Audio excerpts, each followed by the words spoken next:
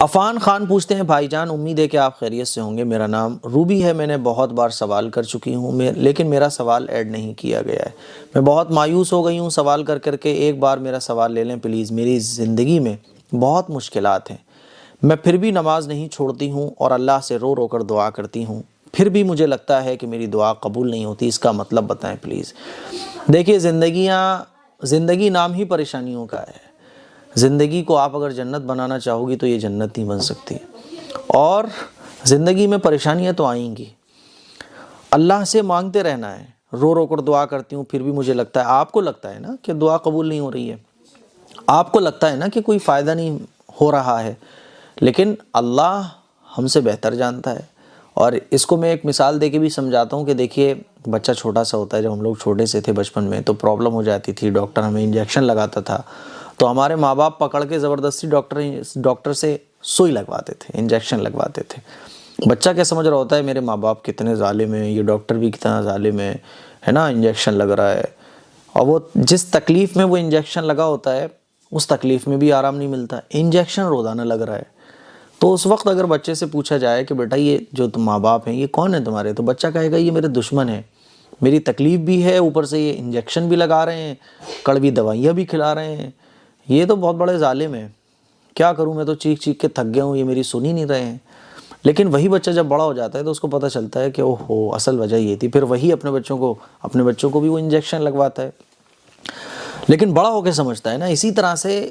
حقیقت میں جب ہمیں پتہ چلے گا نا کہ اللہ نے جو ہمارے ساتھ تھوڑی بہت مشکلیں رکھی ہیں زندگی میں،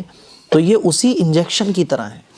جو بچے کو لگتا ہے بچپن میں، لیکن بچہ سمجھ نہیں رہا ہوتا ہے، وہ یہ سمجھ رہا ہوتا ہے کہ میرے ساتھ تو بڑا غلط ہو رہا ہے۔ اسی طرح سے ہمیں جو پریشانیاں ملتی ہیں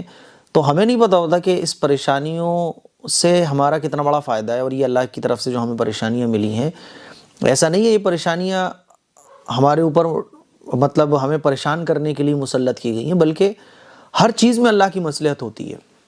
تو ہمیں ابھی یہ نہیں سمجھ میں آ رہی، لیکن آخرت میں ہمیں یہ پتہ چلے گا جب بڑے بڑے انعامات ہمیں ملیں گے، بڑے بڑے درجے ملیں گے۔ اور بعض دفعہ اللہ تعالیٰ ان حکمتوں کو کھول بھی دیتا ہے کہ اللہ تعالیٰ یہ مصیبت ہمارے اوپر لے کے آ رہا ہے تو اس کے پیچھے کی حکمت کیا ہے، اس کے پیچھے کی اللہ کی پلاننگ کیا ہے۔ کبھی کبھی وہ پلاننگ ہمارے سامنے کھل بھی جاتی ہے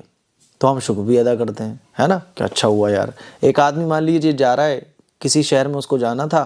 1 کروڑ روپے کا اس کا پروجیکٹ تھا جس میں اس کو شرکت کرنی تھی، وہ بس کے انتظار میں کھڑا ہوا تھا، بس نہیں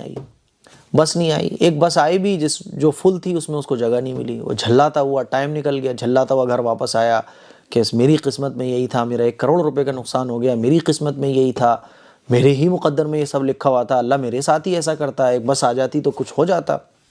تھوڑی دیر بعد خبر آتی ہے کہ وہ بس جس میں یہ بیٹھنے والا تھا جو بھری ہوئی تھی پوری، آگے جا کے اس بس کا ایکسیڈنٹ ہو گیا اور اتنے لوگوں کا اس میں انتقال ہو گیا۔ اب یہی بندہ شکر ادا کرا، اللہ تیرا شکر ہے میں اس بس میں نہیں بیٹھا، اگر میں اس بس میں بیٹھ جاتا تو میں بھی مر جاتا یا میں گھائل ہو جاتا، بڑا نقصان ہو جاتا، اللہ تیرا شکر ہے میں اس بس میں نہیں بیٹھا۔ اب یہی بندہ شکر ادا کر رہا ہے، تو وہ چیز جب تک ظاہر نہیں تھی تو ناشکری کر رہا تھا، جب وہ چیز ظاہر ہو گئی تو شکر ادا کر رہا ہے۔ تو جو مشکلات ہمارے اوپر آتی ہیں تو ایسا نہیں ہے کہ وہ مشکلات آ رہی ہیں تو کچھ اللہ تعالیٰ ہم سے ناراض ہے، ایسا نہیں ہے۔ ہم اللہ کی عبادت کریں، اللہ سے مانگیں، اللہ سے اچھی امید رکھیں، اللہ پر یقین رکھیں۔